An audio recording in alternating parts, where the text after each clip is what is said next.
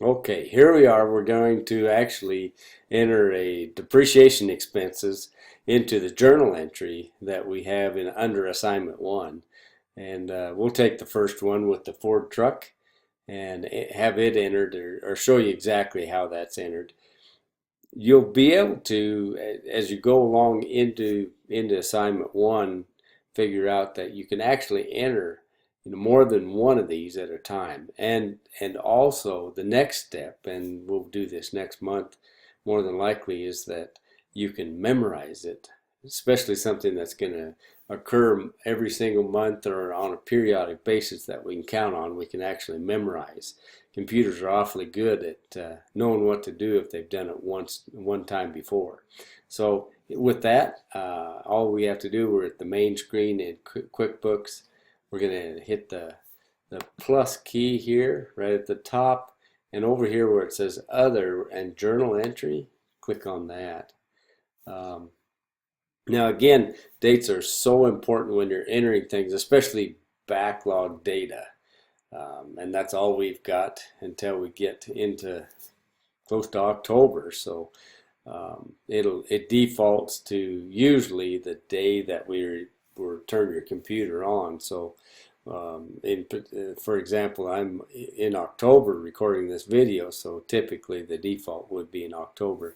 I reset it into January. That's why it appears as first or the 2nd of January. This is going to be an entry that we put in there as of the 31st. So that's the only thing I need to change as far as date.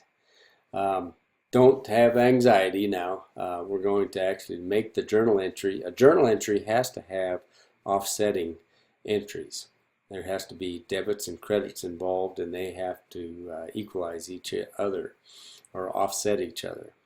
And so in each one of these accounts, we're going to actually have what we call a depreciation expense. That's going to affect the income statement, and then we're going to make the asset depreciate actually, and that will be on the credit side of things. So anyway, we'll get on with that. All we have to do, most of those accounts are already entered in here. So if we type in depreciation, there's a whole bunch of different depreciation accounts in here, but it's the actual depreciation other expenses, okay, for this one. Okay, and this is going to be for the Ford pickup.